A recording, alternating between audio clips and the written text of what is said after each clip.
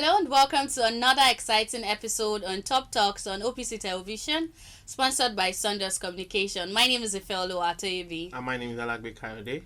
This week we're going to be looking at a few issues that occurred during the week into this new week and the reactions of Nigerians, and I will be able to, manage our way through all this. We'll be right back after this break. Stay with us.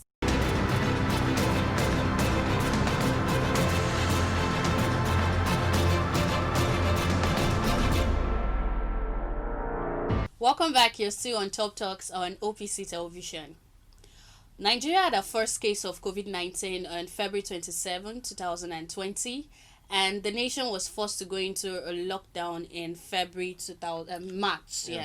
March. I think March 30. Yes. The federal government declared lockdown in states like Lagos State, Abuja, and a couple of states, and gradually was eased, but schools and other activities such as that being resumed until September, October. And it's shocking to see that there's a global increase in the cases of COVID-19 pandemic. I don't think we should say shocking, because we already know that a second wave of COVID-19 would come about. As of the only difference now and before, apart from the vaccine, let's say the vaccine is that people are more aware of the virus, and we know what to do. To some extent, people know that I'm to wear my face mask now, and we have seen people that have really. It's not as if this one are saying the government are lying to us or something like that. I'm not a fan of the government, but I still believe that COVID-19 is here and COVID-19 is real. I've always been saying it.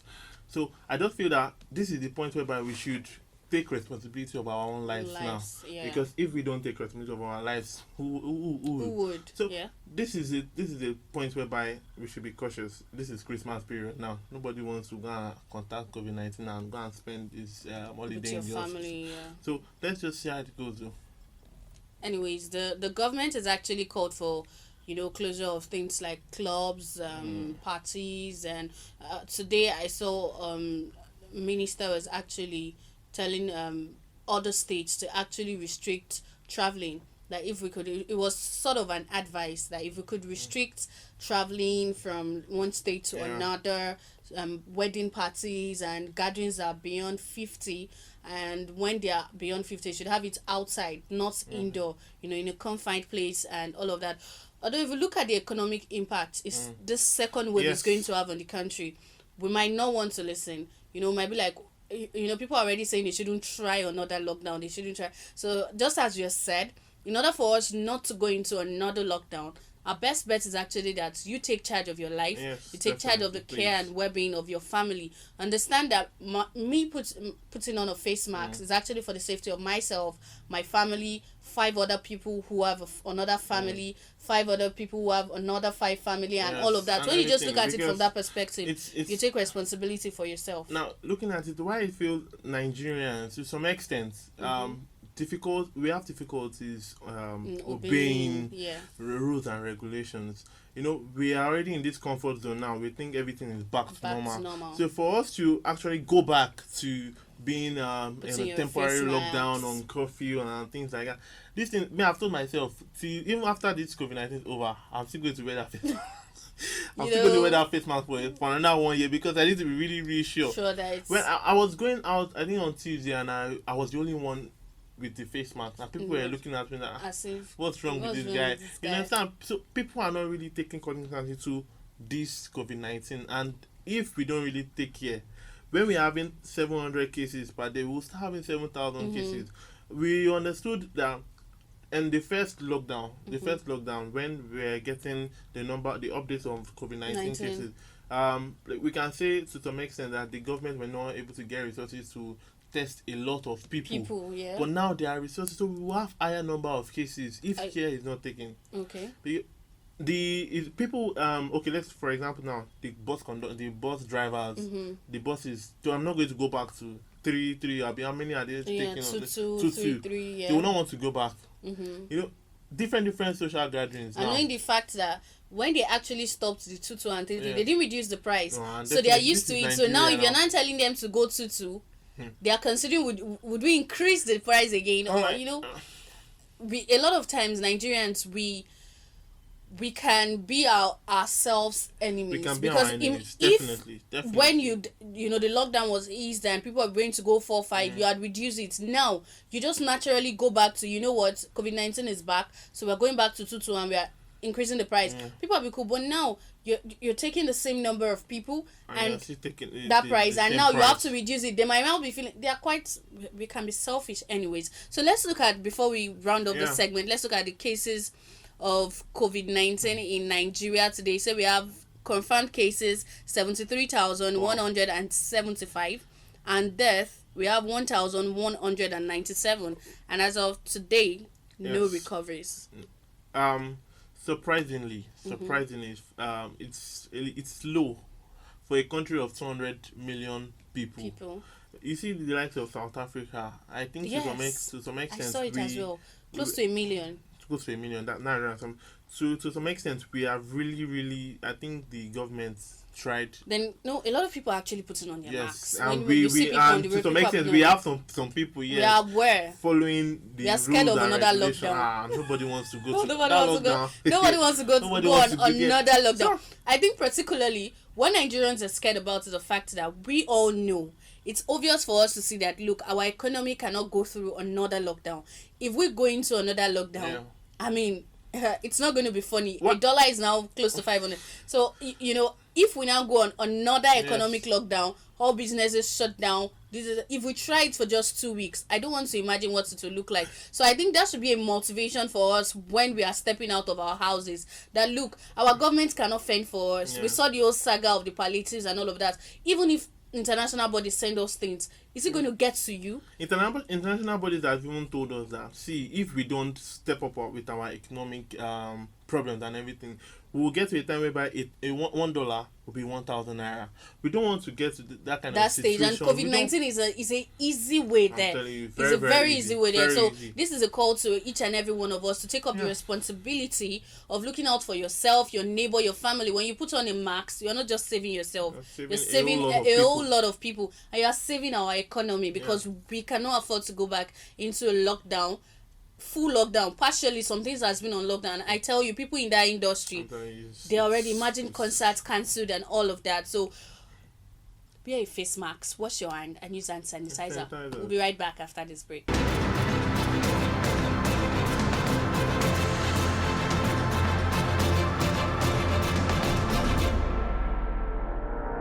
So our next talking point for today is the JANKARA boys have been released. Yeah, thank God for that. So, an exclusive interview with Arise TV. One of the boys came out. Okay, the one that actually did the video that was sent to Nigerians. Okay. So he came out and he said to some extent that these people were not really Boko Haram. And I had said this before. I said these people cannot be Boko Haram. For them, they were just bandits. They easily got them out. See, this is when I got to know that these people were not Boko Haram was when that video came out. I saw fright in amidst those people that really that adopted this boys. But Boko Haram released the video. And that's why Boko Haram released a video acknowledging they did so. Yeah, they're going to, because that's what every terrorist group will do. Just to put fear in the people, right? So this is it. When I saw those people, and when the boy made the statement that no amount of army you will bring can stop these people, that means they are even afraid of those particular people that the federal government was going to bring. And within a matter of like few days, I think they were just kidnappers. Because when the boys were returned, I also felt it was kind of skeptical. Yes. If these boys they were easily released like this, and all of them came back. That means the Nigerian army is capable to bring back all the Chibok girls, because more than 100 of them are still, in captivity since 2014. So if these boys can be rescued, that means the girls as well can be rescued. They have the facility, they have the human capacity. It's either they didn't take it as serious as they took this, or maybe really, as you said, probably they are not. See, definitely they are not taking this thing serious. Do you want to tell me that if it was a minister's child that was adopted in 2014. But the boys are back. My question now is, if the boys are back so easily in less than 1 week, that means the Nigerian army has the capacity, that's in terms of their instrument and human capacity, to release, these girls from captivity in about 6 years now.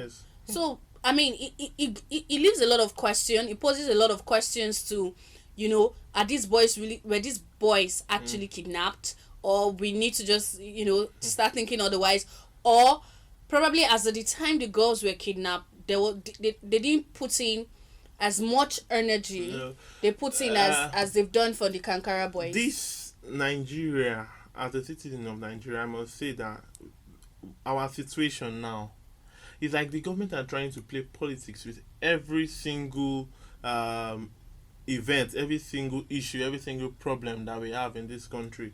I feel this issue of the bring back our girls, the Borno insurgents and everything, they are still using it as politics. See, okay, the governor of Borno, Zulum, he has come out and he has blasted the military. Do you know another kidnap was taken took place in JANKARA, where travelers, like 33 travelers, they were adopted. I mean, like, if the army cannot secure a 20-kilometer radius, how would they now secure the whole Borno? So it's now like these things are already getting out of hand. Like, the government, they don't even know what to do again. But I feel like the Jankara boys is just a way to say. But the Jankara boys are back, so that means the government are working. The government are capable of doing these things, right? So if they are, I feel like the girls should come back. That would be more convincing results for us to believe in the Nigerian army and the Nigerian government of this present dispensation. And if issues like this does not happen, we don't want to hear Borno. It means that Borno is the stronghold. We all know the stronghold of Boko Haram. So at this point in time, that's set of people or that group or that military squad that actually went to rescue that, I think we need them down in Borno. They should be in Borno, and so that issues like this can be managed. And for the boy that you said, I also read it on the platform, but I didn't want to believe when he said one of the boys said they were asked to say it was. So we're not there. And when things like this happens and you hear it from victims, it makes us lose trust in the old. Because when I saw that the boys were back, I was so happy, like, hey, thank you, Nigerian government. And now one of the boys is coming to say something contrary to what we thought. So I feel like, for me, what would be more convincing enough if the Chibok girls can actually be released courtesy of the Nigerian army, then yes, I'll be convinced that, okay, our security system is actually stable and can actually, face the insecurity issues we have in Nigeria. Giving another reason why I said the federal government, the Nigerian government as a whole, they are not, they don't have full responsibility. They are not taking responsibility of what is happening, the insecurity. Just take a look at Femi Adesina, spoke on to the president, saying statements like we should be thankful of the small message we are receiving from Buhari's government. That we should be happy that, okay, even something a little bit good is coming from. And you see, when a public figure can speak like that, just know that it's finished. One thing I know is I don't know, opposition needs to learn how to properly communicate with us, even when they don't mean those things. There are ways you speak to people. There are communication etiquettes. You don't come and say we should be thankful that as much as insecurity for like 6 months. I saw a video where he said for about 6 months and thereabouts we've not heard of any terrorist attack or something, and I'm like, should it be something we should be expecting? He made one statement. He said before, during the the way these people like going back to the past, like definitely that's politics. During the PDPA time that there was bombing every day, but now there's bombing twice in a week, 3 times. Really, I mean, I don't know. We hear things like this every day, and it just wants to make you question: did I really go to the polling booths and I voted this set of people? But we're hopeful that with the release of the Jankara boys, probably it shows the strength on the side of the Nigerian army, and they are able to actually, extend this to other region, even down the south here. Yeah. You understand? We might be thinking that, the south is safe, but we've seen bandits attack Ekiti, Ondo, and all of that, because the Fulani herdsmen and all of that. So they should be able to extend it. Then the Chibok girls, something should be done on them, and the travelers were kidnapped. And Borno needs extra security. I think the government needs to pay extra attention to Borno and COVID-19 as well, because we already have an issue and in terms of COVID-19 in between terrorist attack here and there.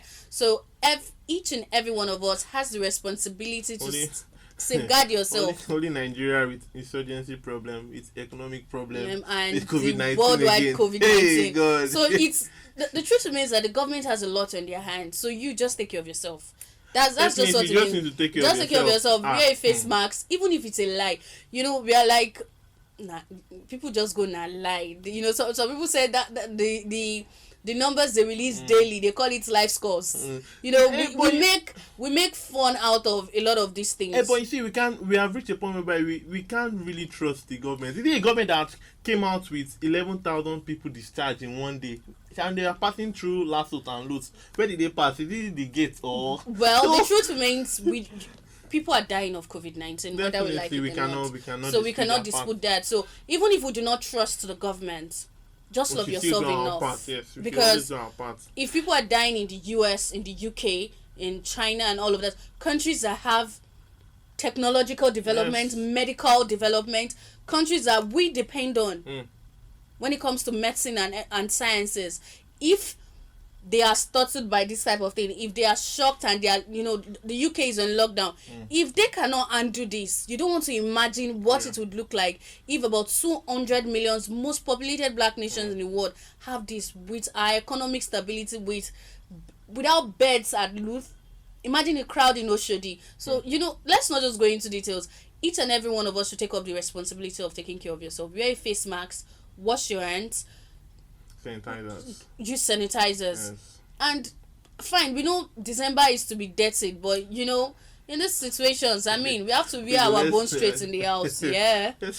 We have to wear our bones straight in the house. You make videos on TikTok, Instagram Reels, and all of that. Please just stay home and let's stay safe. And we hope by January, when all activities are expected to be back normally, if we can manage it well, hopefully we'll be back on our daily activities. Definitely. Yeah. So it's been an interesting one year for I and Kayode, and we hope you've had a good time. So all you do is you follow us on all our social media and do from Instagram, Twitter, and Facebook, OPC TV. For Twitter is at TVOPC. Yes. But most importantly, to get this always and other content from OPC Television, subscribe to our channel on OPC Television on YouTube.